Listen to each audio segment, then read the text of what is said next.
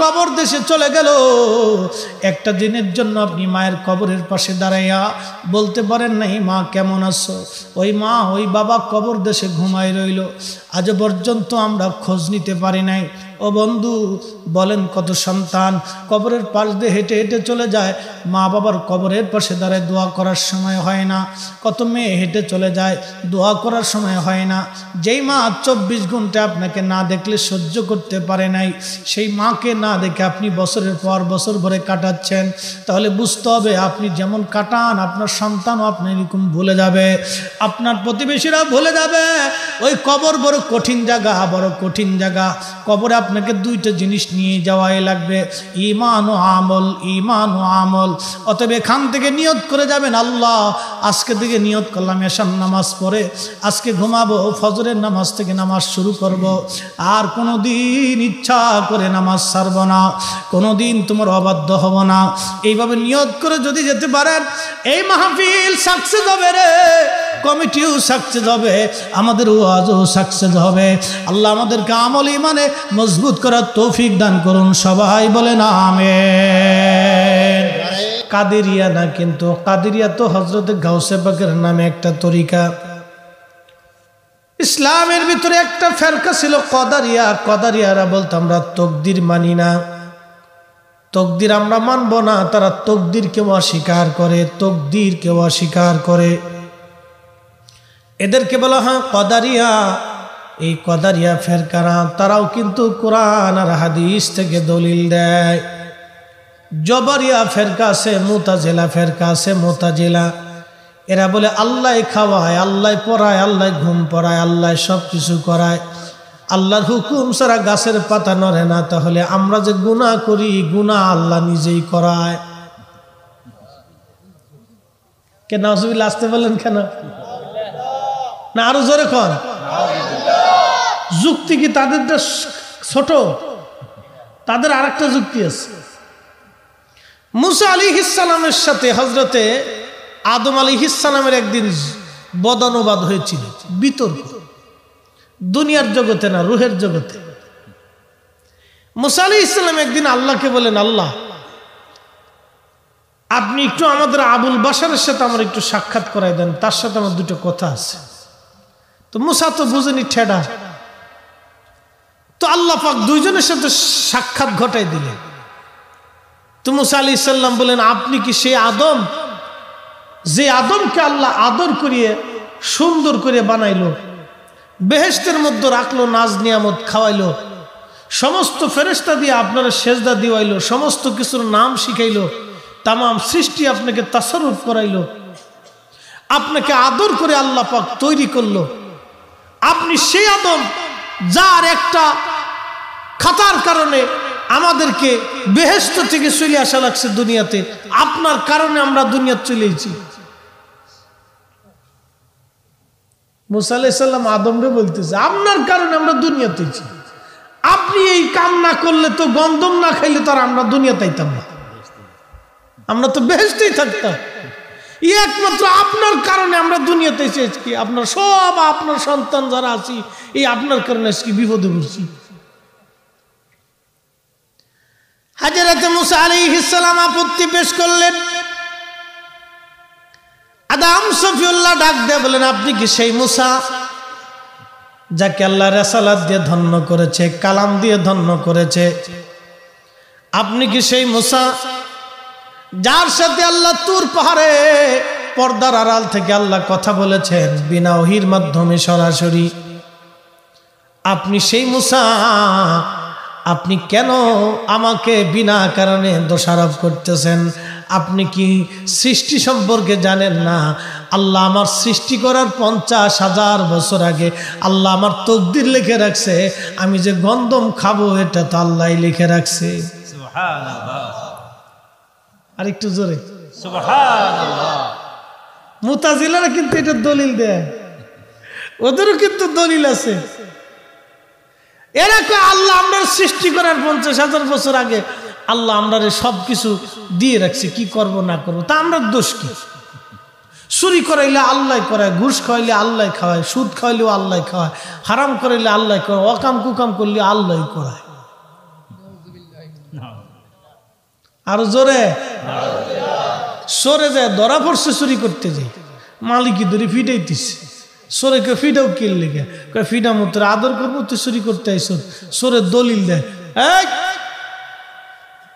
আল্লাহর হুকুম ছাড়া গাছের পাতা নড়ে না তা আমি যে চুরি করতেছি তা আল্লাহর হুকুমই এসেছি সরের দলিল দেখছে সরেরও দলিল আছে সারাই দলিলের দলিল তো এইরকম আমরা দেশে কিছু নজদির আছে ওরাও কিন্তু দলিল দেয় হ্যাঁ আসতে কনকে জোরে বলে নজদিরাও কিন্তু দলিল দেয় ওদের দলিলও কিন্তু সরের দলিলের মতোই এরাও কিন্তু দলিল দেয় বাপ দলিল কিন্তু সবাই দেয় দলিল কিন্তু নজদিরাও দেয় দলিল খারিজিরাও দেয় শিয়ারাও দেয় দলিল কিন্তু বাবা জবারিয়ারাও দেয় মুতাজিলারাও দেয় খারিজিরাও দেয় নাসিবিরা দাও আহলে মুজাসসিমা যারা আছে দেহবাদী আকীদা আমাদের দেশে একদল আছে না বুকে হাত বেঁধে নামাজ পড়ে এরা কিন্তু আহলে মুজাসসিমা দেহবাদী দেহবাদী বুঝেন এটাকে আল্লাহর হাত আছে পা আছে চোখ আছে কান আছে নাক আছে ঠোঁট আছে জিহ্বা আছে দাড়ি আছে মোষ আছে আল্লাহর এই সব কিছুই আছে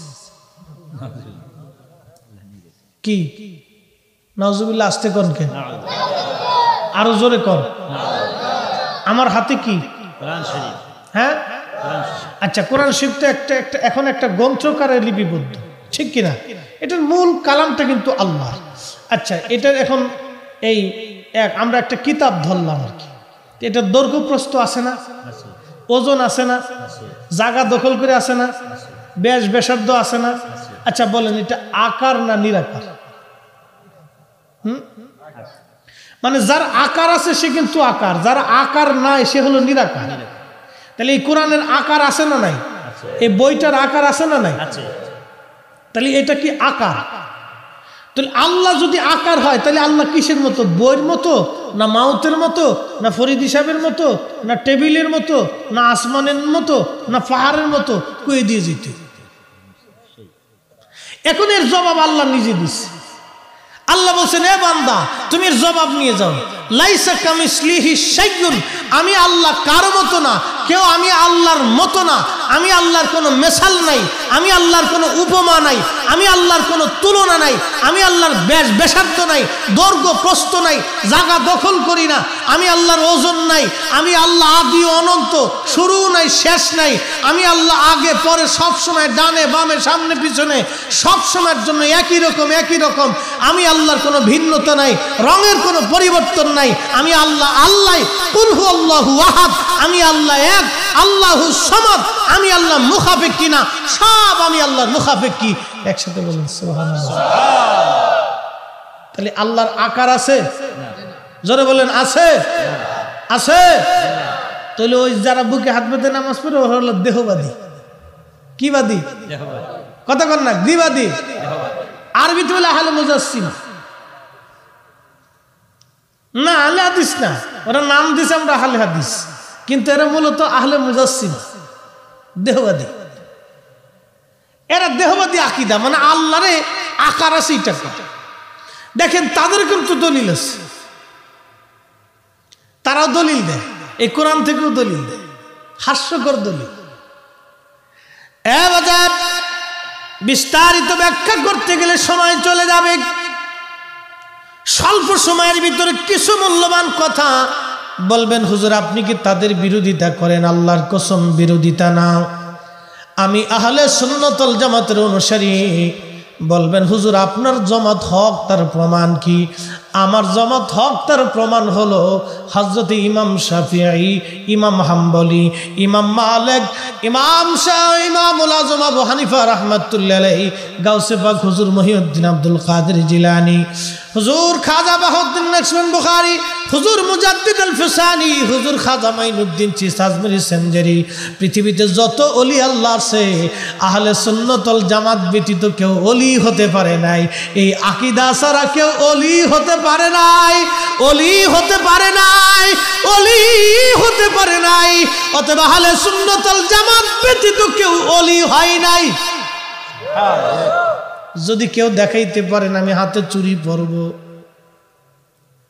ঘড়ি বাদ দিব, চুরি পরব, ঘড়ি খুলে চুরি পরব, আংটি খুলে চুরি পরব। আহলে সুন্নাতুল জামাতের আকীদা ছাড়া আজ পর্যন্ত কেউ ওলি হতে পারে নাই। কথা বলেন ঠিক? পৃথিবীতে কোথাও নাই।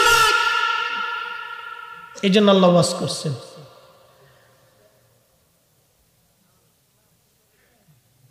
ইহদিনাস সিরাতাল মুস্তাকিম, চালাও সে পথে যে পথ সোজা সহজ সরল পথ। সিরাতাল মুস্তাকিম, সিরাতাল মুস্তাকিম কোনটা আল্লাহ বলেন? সিরাতাল্লাযীনা আন'আমতা আলাইহিম, চালাও সে পথে যে পথে তোমার প্রিয়জন গেছেন চলি। প্রিয়জন কারা? আল্লাহ বলেন আন'আমাল্লাহু আলাইহিম মিনান নাবিয়্যিন, প্রথম নম্বরে নবী আলাইহিমুস সালামগণ, ওয়াসিদ্দিকিন দ্বিতীয় নম্বরে সিদ্দিকগণ, তৃতীয় নম্বরে ওয়াসশুহাদা আল্লাহর পথে যারা জীবন দিয়েছে শুহাদায়ে کرام।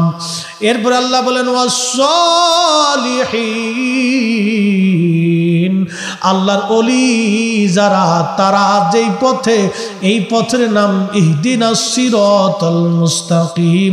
একবার জোরে জোরে বলা যাবে কি মারহাবা। এই জন্য আল্লাহ বলেন ফাসআলু, জিজ্ঞেস করো তোমরা, আহলাজ যিকরি ইন কুনতুম লা তা'লামুন, তুমি ধর্মের বিষয়ে যেটা জানো না, যে বিষয়ে কোরআনের ফয়সালা, যে বিষয়ে তুমি বুঝো না, হাদিসের ফয়সালা যে বিষয়ে তুমি জানো না, দ্বীনের ফয়সালা যে বিষয়ে তুমি বুঝো না, আল্লাহ বললেন তোমরা জিজ্ঞেস করো আহলুজ যিকিরদের কাছে। আহলুজ যিকির, আহলুজ যিকির, আহলুজ যিকির কারা? আহলুজ যিকির ছিল ইমাম শাফিঈ, ইমাম হাম্বলি, ইমাম মালিকি, মালিকি শাফিঈ, হাম্বলি, হাম্বলি হানাফি, শাফি, মালিক, হাম্বলি, কাদেরিয়া, চিশতিয়া, নকশবন্দিয়া, মুজাদ্দিদিয়া, ওসমানিয়া, নিজামিয়া, সোহরাওয়ার্দিয়া, ওয়াইসিয়া, রেফাইয়া, যত পৃথিবীতে হক্কানি ওলিরা ঘুমিয়ে গেছেন তারা ছিলেন আহলে সুন্নাতুল জামাতের অনুসারী। এরাই ছিল আহলুজ যিকির, আহলুজ যিকির, আহলুজ যিকির, আহলুজ যিকির, যারা মুরাকাবাতে আল্লাহর নবীর সাথে দিদার করতেন, মুরাকাবায় আল্লাহর সঙ্গে কথা বলতেন, তারা হলো আহলুজ যিকির, আহলুজ যিকির, আহলুজ যিকির। একবার জোরে জোরে বলা যাবে কি মারহাবা। আহলুজ যিকির। এই কোরআন সমাধান দিচ্ছে, খুব মনোযোগ দিয়ে। এই জবারিয়ারাও দলিল দেয়, কদারিয়া যারা তকদিরকে অস্বীকার করে তাদের ওই যে দলিল, এরাও কিন্তু দলিল দেয়। মুসা আলাইহিস সালাম বলেন হুজুর আপনি, দাউদ আদম আলাইহিস সালাম বলেন হুজুর আপনি তো সেই মুসা যাকে কালাম দিয়ে আল্লাহ ধন্য করলো, আপনি জানেন আমাকে সৃষ্টি করার 50,000 বছর আগে আল্লাহ তকদির লেখছে, তারপরও আপনি আমার উপরে অভিযোগ পেশ করতেছেন। মুসা আলাইহিস সালাম চুপ হয়ে গেলেন। মুসা আলাইহিস সালাম চুপ হয়ে গেলেন যে না, আল্লাহর সিদ্ধান্তের উপরে আমার আর তর্ক করা যাইত না। সরে মালিককে ফিটাইতেছি, ফিটেসকে ফিটাই বুঝোস না, চুরি করতেছিস, গাছের পাতা নরে না, আল্লাহর হুকুম আমি চুরি করতেছি, আল্লাহ করাইতে লইছি। আর মালিককে ফিডে আর জোরে ফিটাইতেছি, ফিটাও কি লেগে, বুঝোস নাই আল্লাহ আমারে হুকুম দিছে তোরে ফিডানোর লেগে। সরেরও দলিল আছে বাপ। এর জন্য আহলে সুন্নাতুল জামাত ছাড়া নাজাতের আর কোন রাস্তা, এ জোরে বলেন আছে? নাই, বিকল্প কোন রাস্তা নেই। এ মুসলমান, যেহেতু সংক্ষিপ্ত সময়ের জন্য আমাকে মূল কথাগুলি বলে যেতে হবে। এই কুমিল্লা বরুড়ার মুসলমানেরা মাইকের আওয়াজ যত দূর যায়, রাজনীতি করেন এটা আপনার রাজনীতি, পেট নীতি করেন আপনার পেট নীতি, আপনি সমাজনীতি করেন সমাজনীতি, ও বাবা মুসলমান, আপনি ব্যবসা করেন, এটা আপনার দুনিয়ার ব্যবসা, চাকরি করেন, দুনিয়ার উপার্জন, দুনিয়াতে যা কিছু করেন না কেন দুইটা জিনিস নিয়ে কবরে যাওয়া লাগবে। আল্লাহ বলেন ওয়াল আসরি ইন্নাল ইনসান,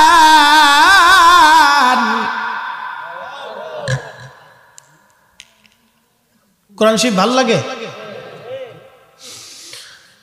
আল্লাহু আকবার ওয়ালিল্লাহিল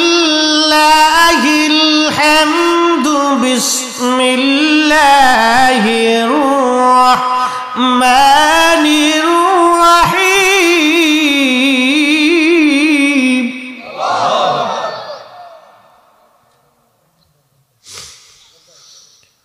ওয়াল আসরি ইন্নাল ইনসানা লাফি খুসরিন ইল্লাল্লাযীনা